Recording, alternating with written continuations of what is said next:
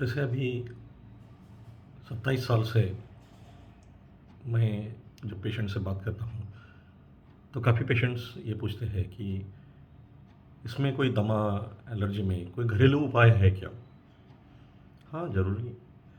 अगर हम देखेंगे तो हर एक चीज़ में घरेलू उपाय तो होते ही हैं।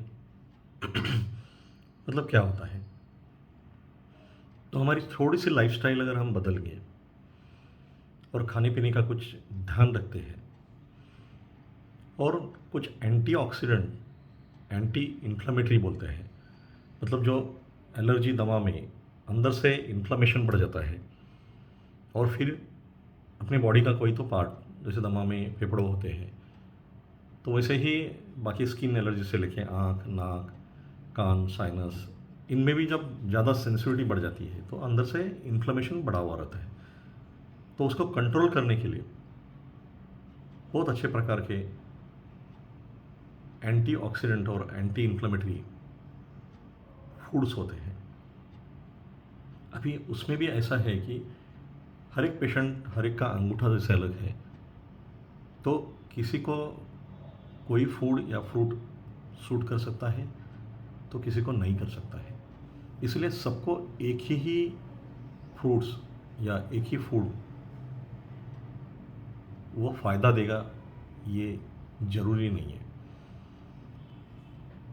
दूसरी बात है कि कुछ ब्रीदिंग एक्सरसाइजेस,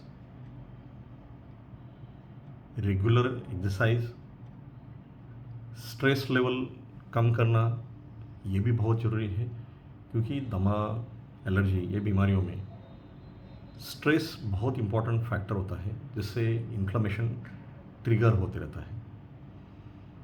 जैसे कि एडिटिव्स, प्रिजर्वेटिव्स, कलर्स जो ऐड किए गए हुए फूड्स होते हैं वो डेफिनेटली अवॉइड करने चाहिए। नेचुरल ऑर्गेनिक फूड्स का प्रमाण यूज़ होना चाहिए। All types of colour foods you can see, like rainbow colour, जैसे हरी सब्जियां, वाइट प्रकार के जो रूट्स होते हैं, बीट, लाल कलर के जो टोमेटो से लेके, ये सब, इनमें कुछ अच्छे एंटीऑक्सीडेंट्स होते हैं। और इवन विटामिन सी वाले जो लेमन से लेके ऑरेंज, ये भी एंटी इन्फ्लेमेटरी, एंटीऑक्सीडेंट्स प्रॉपर्टीज़ होती है। लेकिन कुछ पेशेंट्स में उसमें जो सिट्रस होता है उसकी वजह से, हिस्टामिन रिच होने की वजह से बीमारियां ट्रिगर भी हो सकती है। तो वो हर एक पेशेंट को डिसाइड करना चाहिए। नींद भी बहुत अच्छी तरह से लेनी चाहिए। स्लीप बहुत इम्पॉर्टेंट है।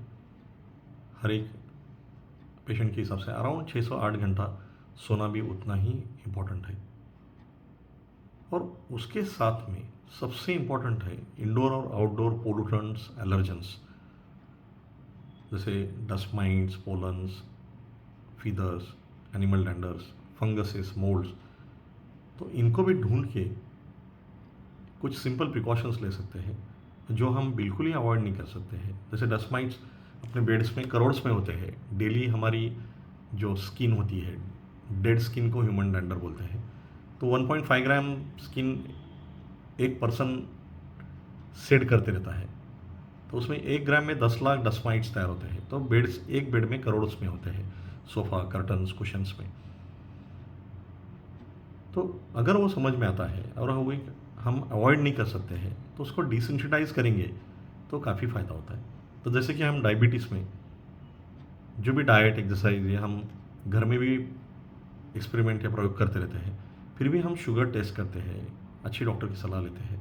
उसी तरह से इसमें अगर ये घरेलू उपाय भी अगर हम करते हैं तो भी अच्छे एलर्जी स्पेशलिस्ट का सलाह लेके अगर कुछ स्पेसिफिक टेस्ट अगर हम कर सकते हैं तो जिससे हमें काफ़ी एडिशनल फ़ायदा होता है।